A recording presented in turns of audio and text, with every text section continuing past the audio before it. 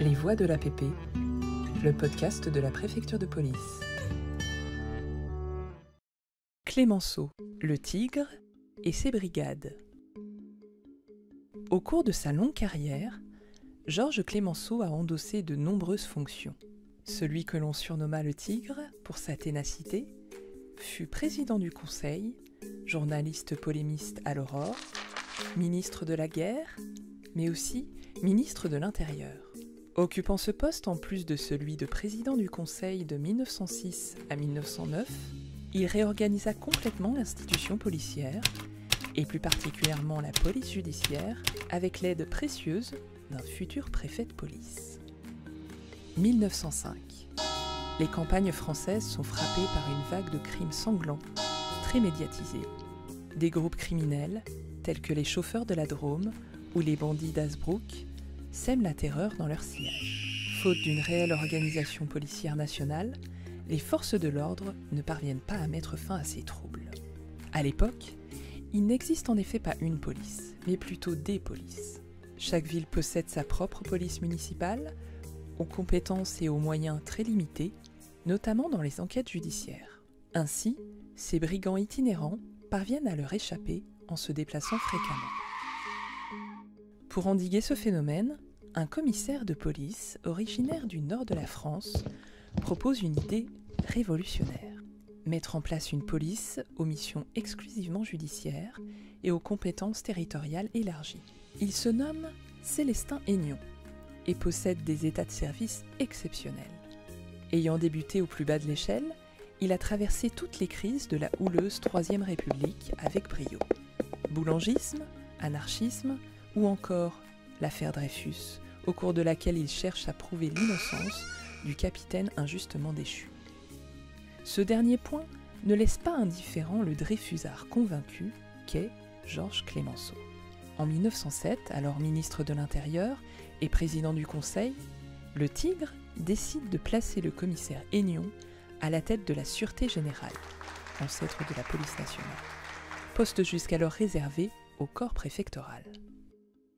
Dès sa prise de poste, Aignon met en place les fameuses brigades mobiles régionales de police judiciaire, surnommées Brigades du Tigre, en hommage à celui qui lui apporta son soutien.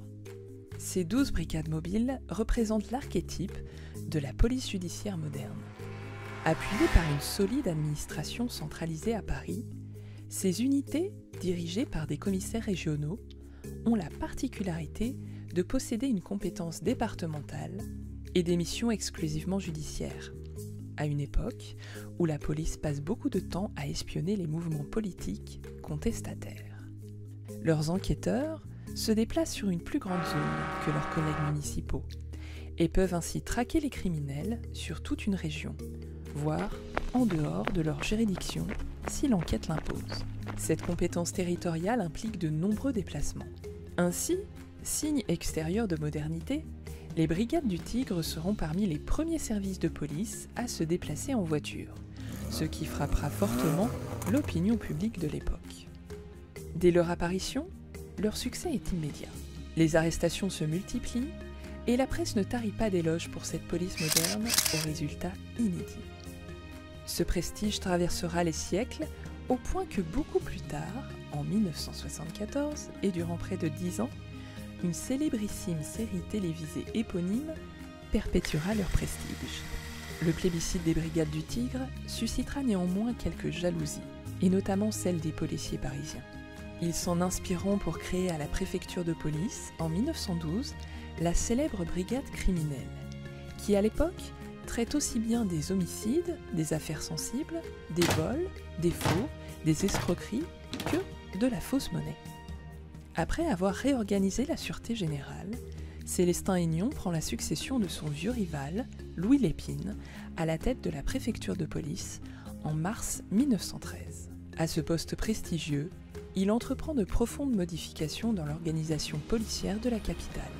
Peu de temps après sa nomination, en août 1913, il scinde les effectifs actifs en 3 directions, aux missions spécifiques et autonomes, le maintien de l'ordre, les renseignements généraux et la police judiciaire. Soucieux de la formation de ces hommes, l'ancien protégé de Georges Clémenceau inaugure également l'école pratique et professionnelle de la police parisienne, où seront formés les futurs policiers. Toutes ces innovations perdurent aujourd'hui. Depuis, la préfecture de police s'attachera toujours à mettre en œuvre les valeurs prônées par Georges Clemenceau, une police républicaine et moderne, luttant contre toutes les formes de délinquance et s'attachant à préserver l'ordre et la tranquillité publique.